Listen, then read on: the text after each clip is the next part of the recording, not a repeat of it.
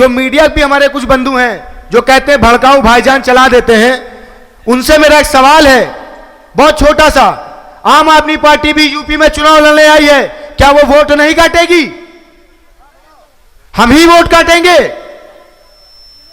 और अगर उन्होंने इतना विकास किया है दिल्ली में, तो दिल्ली के 10 लाख कैमरे कहां गए जब दिल्ली दंगे हुए?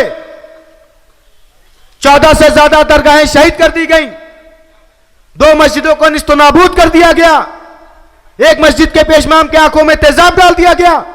तब आपके चैनलों ने कुछ नहीं चिल्लाया, तब आपके चैनलों में मोदी की अंधभक्ति चली हुई थी। तब आप कहां थे जब समाजवादी पार्टी की सरकार में जियाउल हक की हत्या होती है, जो कि एक डीएसपी थे? उस हत्या के जिम्मेदार कौन था? जो जिम्मेदार थे वो समाजवादी पार्टी के नेता बने बैठे हैं, जेल मंत्री बनाए जाते हैं।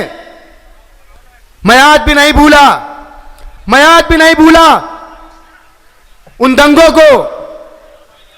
शायद आपने आउटलुक मैगजीन के कवर पेज नहीं पढ़ा, शायद आपने आउटलुक मैगजीन में उन दंगों के जिक्र को पढ़ा नहीं।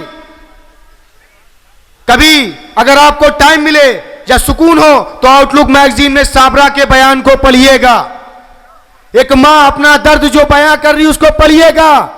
उसके सामने क्या हुआ, पहले उसकी बेटी के साथ क्या हुआ, फिर उसकी मां के साथ। मैं उन लफ्जों को इस्तेमाल नहीं करना चाहता। फिर इन दोनों के सामने मैं लफ्ज नहीं है, मैं कह नहीं सकता। और आज वो पार्टी आती कि हम सेकुलर हैं, हमें वोट दो तो बीजेपी आ जाएगी। अरे बीजेपी आती है तो आने दो, बीजेपी जाती है तो जाने दो। हमने बीजेपी को वोट दिया ही कब? हम बीजेपी के ठेकेदार हैं। अरे हम तो लड़े ही नहीं। और आज सरकार जो सत्ता में बैठी वो बीजेपी है। किसकी बदौलत? अरे तुम यादवों की बदौलत बैठी है। आगरा एक्सप्रेसवे तुम बनाते हो, प्रदेश में जो भी निर्माण होता है वो तुम कराते हो, बड़े बड़े वादे करते हो और एक नारा देते हो विकास से विजय की ओर। अरे विकास तुमने किया तो तुम्हें जेल जाना था। आजम खान बकरी चोरी में क्यों जेल गया? आजम खान साहब क्यों जेल में गए? इन बातों का जवाब है किसी के पास? और रही योगी बाबा की, मैं उनकी बात तो बिल्कुल भी नहीं करूंगा। वो 5 साल के लिए मठ से आए थे, इंशाअल्लाह ताला 22 में फिर मठ जाने वाले हैं। और अब मैं कार्यक्रम को आगे बढ़ाते हुए माइक पर बुलाऊंगा ओवैसी यूथ ब्रिगेड के प्रदेश महासचिव जनाब सैफ खान साहब को। आप माइक पर आए और अपने ख्यालात का इजहार फरमाएं। जनाब सैफ खान साहब। आज का प्रोग्राम आला हजरत की पाक सरजमी पर रखा गया है और मंच पर तशरीफ फरमा हमारे प्रदेश के सभी जिम्मेदार साथी और बड़े भाई, उन सबका बहुत बहुत शुक्रिया।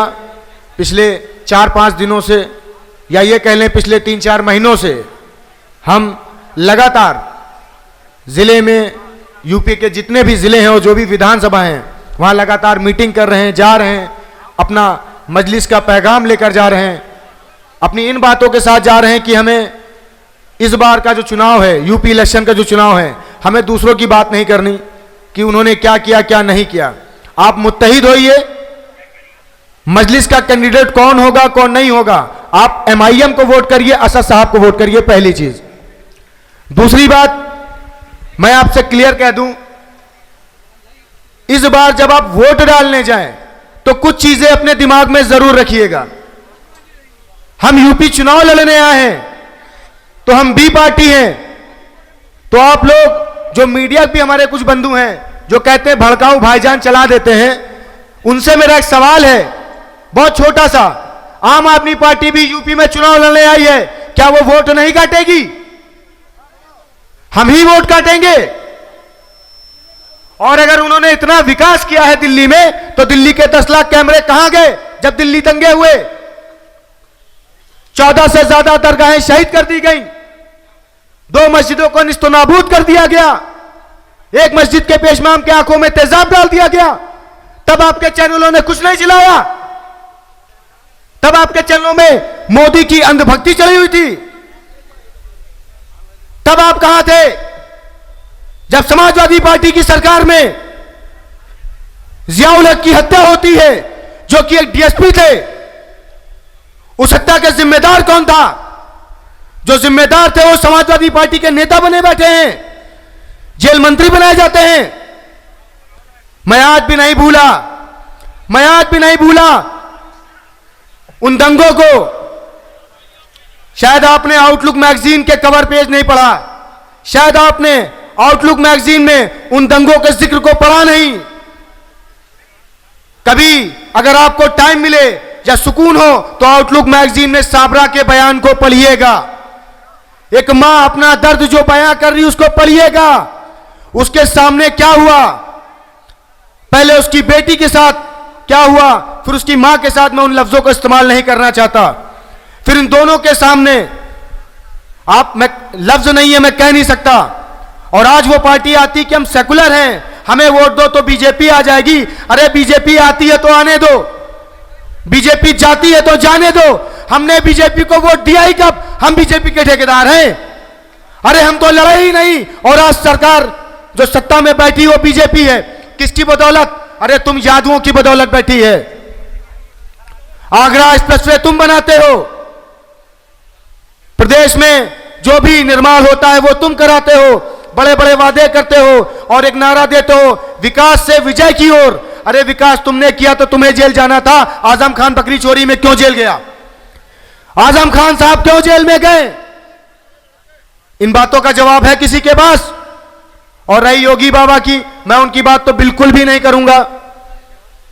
वो 5 साल के लिए मठ से आए थे, इंशाअल्लाह ताला 22 में फिर मठ जाने वाले हैं और हम सरकार का हिस्से बनने वाले हैं। सरकार किसी की भी बने, मजलिस की हकदारी होगी। और जो आज हमसे गठबंधन करने से मना करते हैं और चैनल के माध्यम से उनके बाइट आते हैं कि हम एमआईएम से गठबंधन नहीं करते, नहीं करना चाहते, परेशान मत होइए। 222 की पूर्ण बहुमत की सरकार होती है, 22 में हम सरकार का हिस्सा हैं और 27 में आप हमारा हिस्सा हो, मुख्यमंत्री भी हमारा होगा इंशाअल्लाह ताला। अल्लाह हाफिज।